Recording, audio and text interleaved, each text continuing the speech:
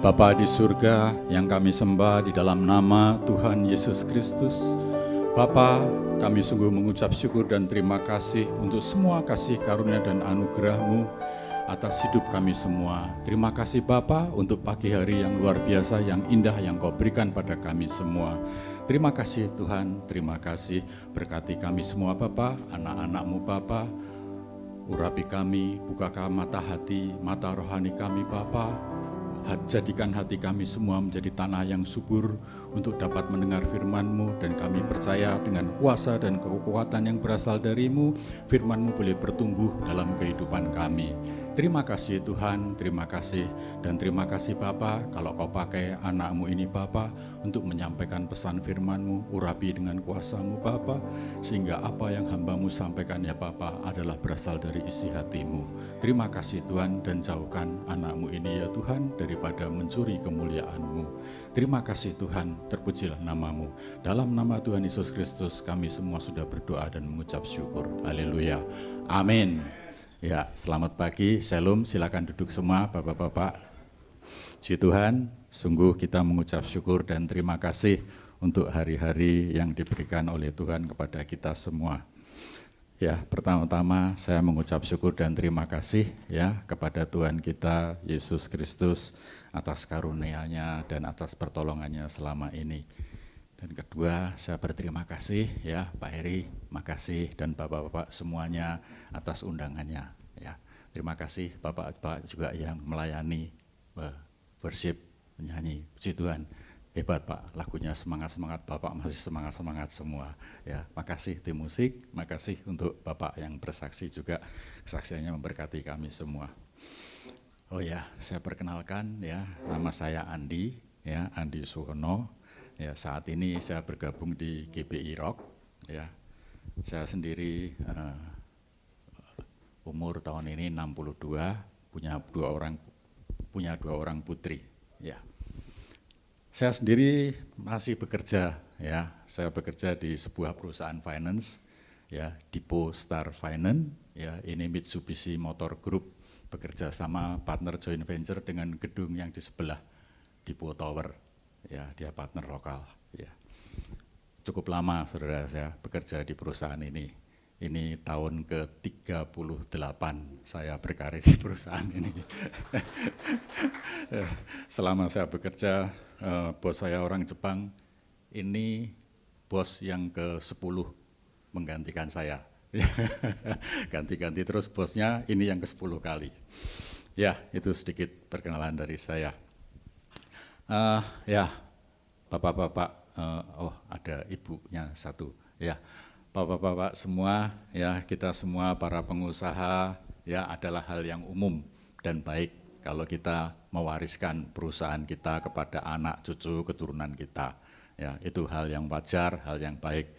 Tapi tentunya adalah hal yang sangat baik dan lebih baik lagi kalau kita mewariskan iman kita ya kepada anak, cucu kita semuanya. Kita wariskan iman yang benar yang kita punya selama ini. Tadi yang seperti Pak Irwan sampaikan, kita wariskan semuanya. Baik saudara, kita buka dulu ayatnya di Efesus 6, ya, ayat Efesus 6, 4, Efesus pasal 6 ayat keempat. Ya, saya bacakan, dan kamu bapak-bapak, janganlah bangkitkan amarah di dalam hati anak-anakmu, tetapi didiklah mereka di dalam ajaran dan nasihat Tuhan. Bapak-bapak semua, kalau dikatakan kata bapak-bapak, ini artinya bisa bapak-bapak, banyak bapak, dan artinya bisa orang tua. Jadi artinya ibu pun bertanggung jawab. Ya, itu sedikit. Jadi dikatakan bahwa memang kita harus mengajarkan iman kita kepada anak-anak sesuai dengan apa yang kita percayai. Saudara, sama sedikit seperti tadi yang Pak Irwan sampaikan, selama saya bekerja di perusahaan tempat saya bekerja, saya melihat banyak karyawan saya yang dari Kristen, waktu menikah dengan orang non-Kristen, ya, beberapa tahun selama perjalanan saya, hampir semuanya kalah, saudara ya. pindah dari Kristen menjadi non-Kristen. Hampir semuanya. Hanya satu yang tidak pindah. Ya, dan yang tidak pindah itu pun sampai sekarang menikah beda agama. Jadi menikahnya diketok palu di pengadilan, ya, yang non-Kristennya tidak mau pindah. Ini cukup memprihatinkan, ya. Jadi menurut yang saya pandang, yang saya lihat, orang itu berpindah dari Kristen menjadi non-Kristen, salah satu alasannya karena kawin, saudara. Ya, dua, karena uang, jabatan. Yang ketiga, karena kurangnya pengetahuan akan dasar-dasar kekristenan. Ya, ada yang berkata tidak kenal maka tidak cinta. Nah, salah satunya ini, karena kurangnya pengetahuan akan dasar-dasar doktrin kekristenan yang mendasar, akhirnya mereka pindah. Dan menurut pendapat saya, yang nomor 1 dan nomor 2 itu bisa terjadi ya karena nomor 3. Ya, karena kita kurang kuatnya akan doktrin kekristenan sehingga akhirnya banyak yang pindah. Baik saudara, dan hari-hari ini Bapak semua tahu di medsos, ya, serangan akan kekristenan khususnya kita di Indonesia luar biasa. Dan yang diserang sangat mendasar yaitu ketuhanan Yesus, kealahan Yesus kita. Itu diserang dengan luar biasa. Mulai dari Injilnya dikatakan palsu, Yesusnya tidak mati, tidak disalib, ya, digantikan. Ini dasar kekristenan kita. Karena kalau orang mulai tidak mempercayai lagi bahwa Yesus adalah Tuhan, selesai, ya, Kristen selesai sampai di situ. Dan padahal kalau dipikir, kalau saudara perhatikan, hanya Tuhan kita Yesus Kristus, ya, hanya Dia, Allah satu-satunya yang turun jadi manusia, mati di kayu salib untuk tebus dosa manusia. Cuman Dia, ya, Allahnya agama lain di surga terus, ngomong tok, gitu. Ya, Allahnya yang lain semua, ya, nggak ada, ya, yang seperti Allah kita. Ya. Yuk kita buka dulu ayatnya di Matius 20 ayat 28. Iya. Matius 20 ayat 28. Ya, saya bacakan. Sama seperti anak manusia datang bukan untuk dilayani, melainkan untuk melayani dan untuk memberikan nyawanya menjadi tebusan bagi banyak orang. Ya, jadi Tuhan kita datang untuk memberikan nyawanya menjadi tebusan bagi banyak orang. Bapak semua, kalau disebut anak manusia, itu bukan berarti anak manusia di sini. Ada nanti, itu dia Tuhan Yesus sedang menggenapi ayat di dalam Daniel. Anak manusia di situ maksudnya adalah anak Allah, ya, bukan anak manusia biasa. Ya. Nah, saya akan menyoroti, saya akan membahas mengenai menjadi tebusan bagi banyak orang. Saudara, kita semua tahu, ya, sejak manusia jatuh ke dalam dosa, ya, di Firdaus, manusia telah gagal untuk taat kepada Tuhan, ya. Begitu jatuh manusia ke dalam dosa, manusia ada di bawah kuasa iblis. Harusnya manusia ditentukan oleh Tuhan untuk menaklukkan dunia ini. Tapi sayang karena jatuh, dia jadi berada di bawah kuasa iblis. Roma 5:12, boleh kita buka ayat firman Tuhan, Roma 5:12, ya. Sebab itu sama seperti dosa telah masuk ke dalam dunia oleh satu orang dan oleh dosa itu juga maut, demikianlah maut itu telah menjalar ke semua orang karena semua orang telah berdosa. Semua kita sudah berdosa dan konsekuensi dosa adalah maut. Maut maksudnya sesudah mati jasmani maka akan mengalami kematian rohani. Kematian rohani maksudnya kita berpisah selama-lamanya dari Allah. Ya. Saudara, menurut Bapak-bapak semua, Tuhan kita bisa nggak mengampuni tanpa kematian? Bisa nggak Tuhan kita mengampuni tanpa kematian? Mengampuni dosa tanpa mati? Ya. Yuk kita buka ayatnya dulu. Ya. Lukas 7:49. Lukas 7:49.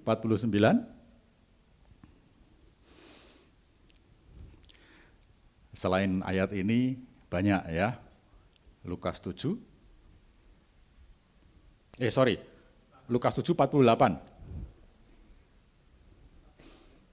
48. Lukas 7 48. Ya. Iya, lalu berkata kepada perempuan itu, dosamu telah diampuni. Yesus mengatakan waktu dia hidup, banyak kejadian dia mengampuni dosa orang. Karena ini juga ya, Tuhan Yesus dicela oleh orang Farisi. Jadi Tuhan bisa mengampuni tanpa kematian. Bisa dia mengampuni.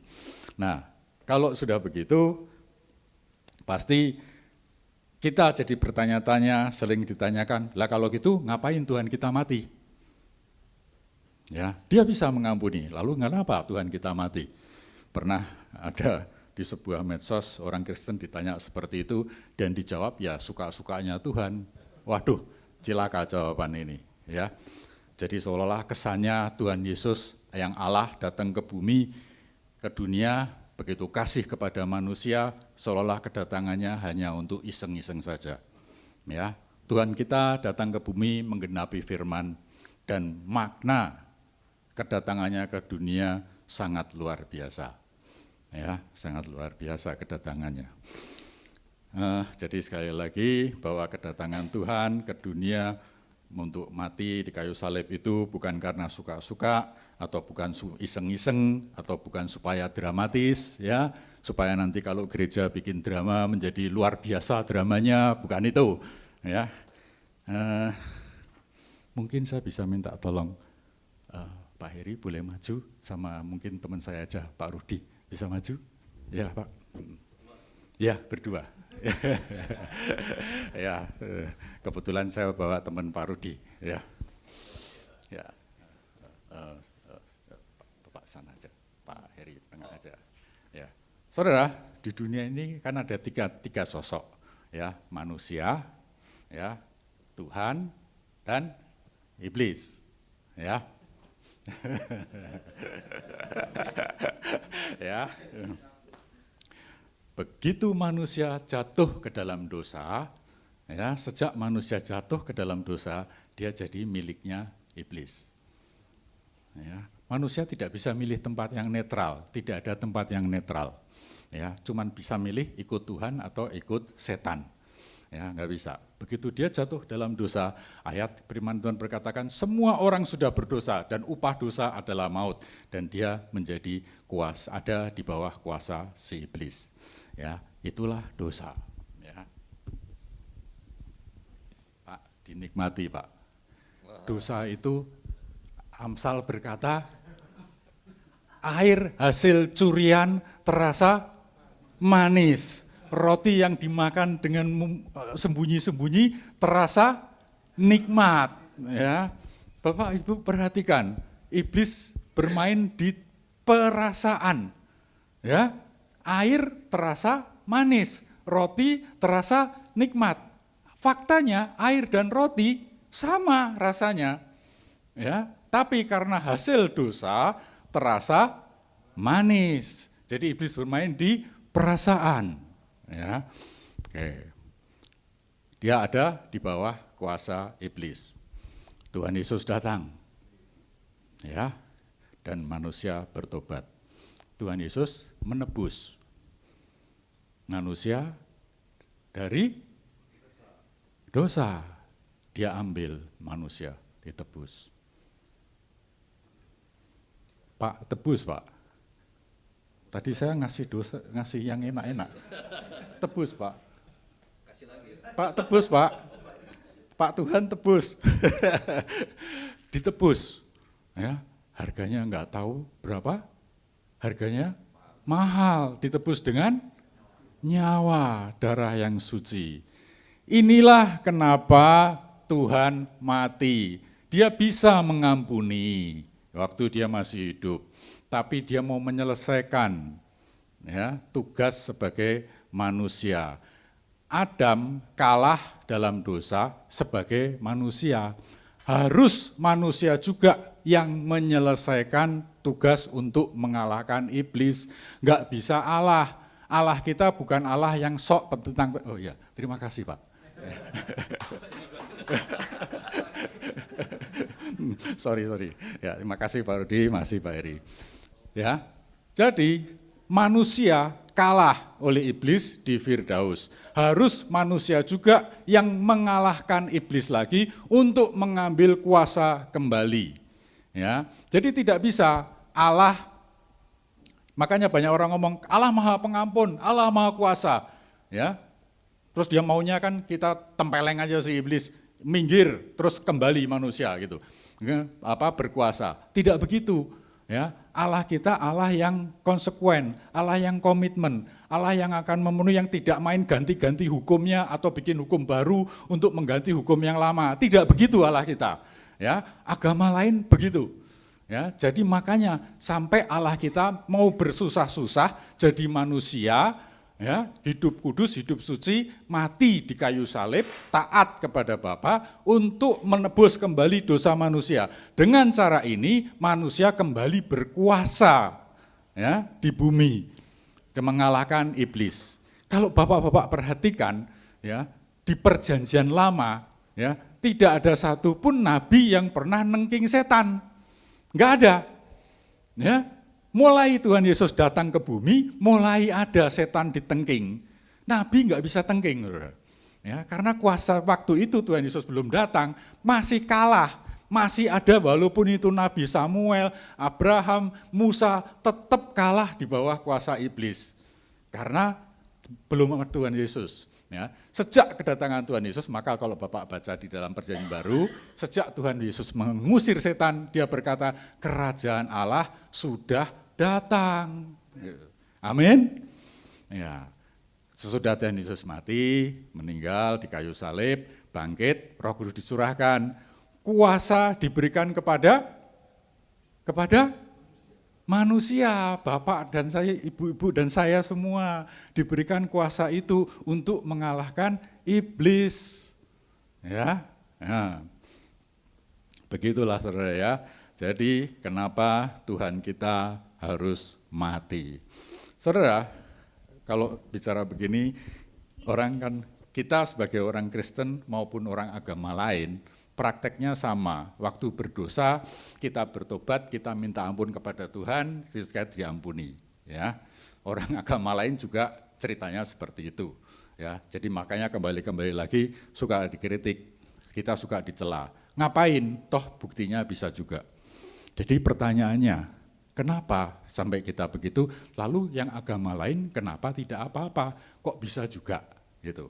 Saudara, saya bertanya, di agama lain itu kan selalu pahamnya yang paling banyak yang kita mengerti, mereka perbuatan baik ditimbang, ya, perbuatan jahat ditimbang.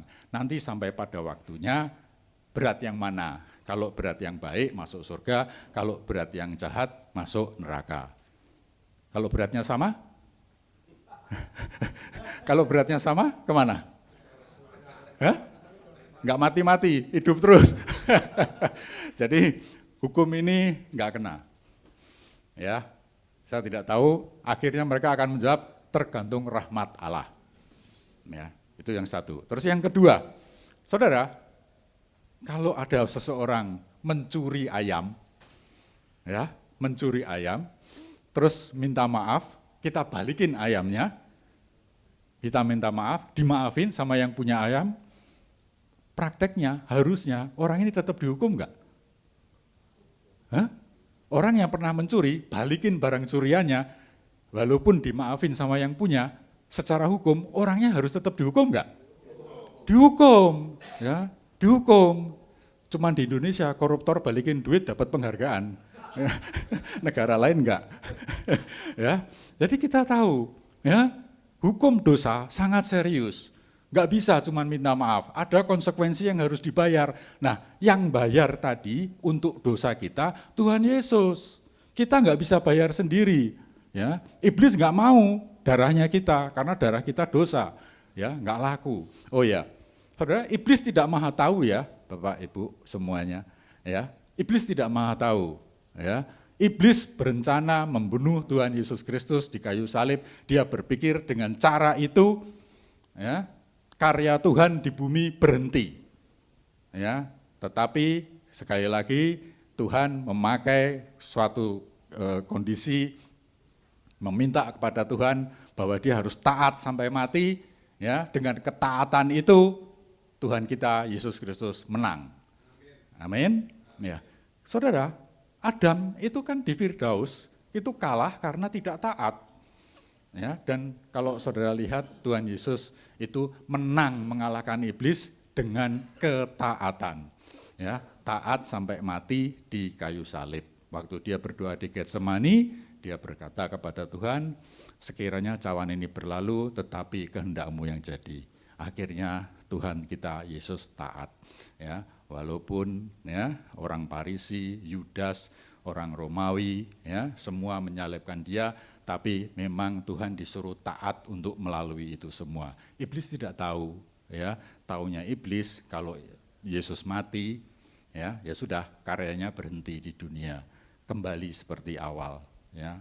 Jadi kalau saudara nanti di medsos dikatakan, wah kalau gitu iblis, Yudas dan kawan-kawannya yang jahat itu berjasa dong bagi orang Kristen menyelamatkan, salah, ya.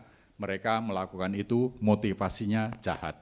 Ya, jadi kondisi seperti itu kalau saudara ingat, ya Yusuf berkata, ya Yusuf dijual oleh saudara-saudaranya dengan tujuan jahat menyingkirkan Yusuf, tetapi Yesus dipakai, kondisi itu dipakai oleh Tuhan untuk menyelamatkan bangsa Israel di Mesir. Jadi setan, orang jahat mereka-reka yang buruk, tapi Tuhan memakainya untuk kebaikan. Sama, Yesus juga seperti itu. Jadi saudara jangan salah ngerti kalau ada dikatakan bahwa iblis berjasa, tidak. Ya, motivasinya jahat. Ya, motivasinya jahat. Ya. Saudara, kalau sampai di situ kita kan akhirnya sering bertanya-tanya, Pak, berarti betul dong 100% yang masuk surga hanya orang Kristen. Ya, agama lain nggak ada. Ya, yuk kita coba buka. Ya, ini jadi pertentangan dan pertanyaan. Kita coba buka di Wahyu 20 ayat 15. Wahyu 20 ayat 15. Dan setiap orang yang tidak ditemukan namanya tertulis di dalam kitab kehidupan itu, ia dilemparkan ke dalam lautan api. Kitab kehidupan. Yuk kita berikutnya, Wahyu 21-27.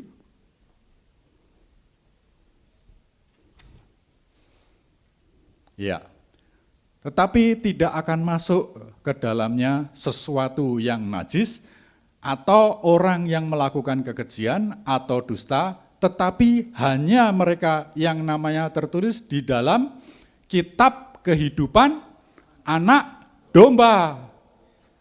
Amin. Kita semua akan ada di mana? Kitab kehidupan anak domba. Ada 2 kitab kehidupan, 1 kitab kehidupan tok dan 1 kitab kehidupan anak domba. Ya, saudara pasti semua sudah tahu ya, siapa yang ada di kitab kehidupan anak domba. Adalah semua orang yang percaya dosanya sudah ditebus oleh darah Kristus. Amin. Kalau saudara tanya, Pak bagaimana dengan kitab kehidupan? Saya jawab terus terang, saya tidak tahu. Ya, bagaimana cara masuk nama ke kitab kehidupan, saya tidak tahu. Ya, yang kita tahu adalah kita masuk nama kita di dalam kitab kehidupan anak domba melalui Tuhan kita Yesus Kristus yang adalah jalan, hidup, dan kebenaran. Amin. Ya, jadi kita berpegang pada kitab kehidupan anak domba. Memang ada beberapa disinggung mengenai kitab kehidupan, tapi jujur saya sudah belajar ini. Di situ sering ditulis namanya dihapus dari kitab kehidupan, namanya dihapus. Jadi ya sorry, saya tidak tafsirannya tidak meyakinkan, jadi saya tidak mau cerita. Ya saya lebih baik saya bilang saya juga tidak tahu. Ya, dan menurut saya memang kelihatannya memang ya kita nggak perlu tahu. Yang penting kita tahu kita masuk ke kitab kehidupan anak domba. Makanya kita beritakan Injil Kristus, ya, bahwa Yesus mati menebus dosa kita supaya nama-nama kita ada di kitab kehidupan anak domba. Ya. Saudara, salib itu bentuknya begini ya, cross, salib. Tahu ya semua ya, yang begini adalah melambangkan hubungan kita dengan Tuhan Allah kita. Yang begini hubungan dengan antar sesama manusia. Waktu Tuhan Yesus mati, kita percaya dosa kita ditebus, hubungan kita dengan Allah Bapa dibereskan. Dibereskan, diselesaikan. Lalu yang begini, yang horizontal, ada dampaknya enggak? Ada. Artinya dosa antar manusia, kesalahan antar manusia juga dibereskan oleh Tuhan kita Yesus Kristus. Ya, dosa antar manusia juga diselesaikan oleh Tuhan kita Yesus Kristus. Ya, jadi kalau ada orang bersalah, pernah berdosa kepada kita, ya, orang itu minta maaf atau tidak, kita harus ampuni. Karena dosa orang itu pun sudah ditebus oleh Tuhan kita Yesus Kristus. Sama, kita juga pernah bersalah kepada orang lain. Kita pernah berdosa. Ya, mungkin kita lupa minta maaf, atau mungkin kita minta maaf, orang itu juga tidak mengampuni. Sama, dosa itu pun ditanggung oleh Tuhan Yesus Kristus. Saudara, saya tidak begitu mengerti karena ayatnya tidak banyak. Hanya dikatakan darah Habil itu berteriak dari dalam tanah. Maksudnya orang mati itu bisa menuntut keadilan dari Allah. Ya, saya nggak gitu jelas mengenai kondisi ini. Tapi tafsirannya begitu. Jadi kondisi itulah, ya, Tuhan menanggung dosa kita juga. Makanya, ya, kita waktu bertobat menerima Yesus paket, saudara, ya, nggak bisa terima yang ininya tok, ya, nggak bisa yang vertikal tok, yang horizontal pun harus diterima. Makanya Tuhan berkata, ya, kita harus mengampuni dosa dan kesalahan orang. Kalau kita tidak mau mengampuni, sama juga artinya kita tidak menerima paketnya salib vertikal dan horizontal. Ini paket, nggak bisa ditolak dua-duanya. Ya, mengampuni penting, ya, karena itu dasar yang paling utama. Jadi pengampunan, ya, yang diberikan oleh Tuhan kepada kita semua harus kita jalanin. Ya. Saudara, dengan ditanggungnya dosa kita kepada orang lain, ya, saya mohon jangan kita terus berbuat sembarangan, berbuat kesalahan kepada orang lain. Mentang-mentang sudah ditanggung kok sama Tuhan Yesus. Tidak begitu. Ya, tunjukkan perbuatan baik kita sebagai bukti bahwa kita sudah punya iman. Saudara, kalau saudara ditanya, ya, iman tanpa perbuatan mati. Perbuatan-perbuatan apa yang sudah kita lakukan yang menunjukkan iman kita? Ya? Saudara, sudah menunjukkan perbuatan yang menunjukkan iman kita? Amin. Apa? Mengampuni, datang ke sini, bapak-bapak datang ke sini, pakai iman. Ya, datang ke sini mau makan atau mau bersekutu dalam kasih Kristus. Ya. Kalau kita mau bersekutu dalam kasih Kristus, akhirnya kita melakukan perbuatan iman. Saudara, perbuatan iman, saudara tidak usah berpikir bahwa berimajinasi bahwa perbuatan iman harus yang hebat-hebat, yang luar biasa, yang KKR, yang 5 roti 2 ikan, 10.000, 12.000 orang kenyang, enggak. Ya, banyak peristiwa kecil-kecil, ya. Bapak-bapak bekerja, berusaha cari duit atau menggenapi firman Tuhan. Hah? Kita hidup di dunia tujuannya adalah untuk menggenapi firman Tuhan. Ya, Bapak cari uang, ya, kita bekerja untuk menggenapi firman Tuhan. Karena Tuhan berkata di Taman Eden, itu oleh Adam, untuk mengelola bumi ini, artinya untuk bekerja. Jadi kita bekerja tujuannya adalah untuk menggenapi firman Tuhan, dapat duitnya bonus. Amin. Ya, kalau kita setiap hari bekerja tujuannya cari duit, setiap hari cari duit, mati ketemunya siapa? Hah? Saudara, kita semua selalu bekerja, mati-matian cari duit, mati ketemunya Tuhan, nggak mungkin. Ya, kita bermotivasi untuk cari duit, waktu mati ketemunya Tuhan, nggak mungkin. Makanya kita bekerja motivasinya adalah menggenapi firman Tuhan. Ya, berjalan kita mati ketemu Tuhan. Amin. Ya. Jadi duitnya yang manis-manis tadi ya dinikmati secepatnya, dipakai untuk Tuhan, untuk pelayanan. Amin. Ya, puji nama Tuhan ya. Saya tidak berpanjang-panjang ya. Satu ayat lagi ya. 3 Yohanes 1 ayat 4. 3 Yohanes 1 ayat 4. Ya. Bagiku tidak ada sukacita yang lebih besar daripada mendengar bahwa anak-anakku hidup dalam kebenaran. Amin. Kita turunkan iman kita kepada anak-anak kita, dan adalah satu sukacita yang besar kalau anak-anak kita hidup di dalam iman Kristus. Amin. Puji nama Tuhan. Mungkin saya sampaikan pesan firman Tuhan sampai di sini, dan sekali lagi terima kasih banyak Bapak, Ibu semuanya, terima kasih. Yuk Pak, terima kasih. Yuk, baik, kita berdoa. Ya, Bapa, kami mengucap syukur dan terima kasih. Hamba-Mu sudah selesai menyampaikan pesan firman-Mu. Urapi kami semua Bapa, kami percaya Bapa, firman-Mu dengan kuasa-Mu boleh bertumbuh dalam hati kami semua, dan terlebih lagi ya Bapa, pakai hidup kami semua untuk menggenapi firman-Mu, menjadi saksi-saksi akan kasih dan kuasa-Mu, dan mampukan kami Bapa untuk mengajarkan iman Kristus yang benar kepada anak cucu keturunan dengan kepada banyak orang, sehingga banyak jiwa-jiwa dimenangkan. Terima kasih Bapa untuk persekutuan ini, sungguh satu luar biasa Bapa. Persekutuan ini akan Kau pakai menjangkau banyak jiwa, memenangkan banyak jiwa. Terima kasih Tuhan, terima kasih. Segala puji syukur kami alaskan hanya di dalam nama Tuhan Yesus Kristus. Haleluya. Amin.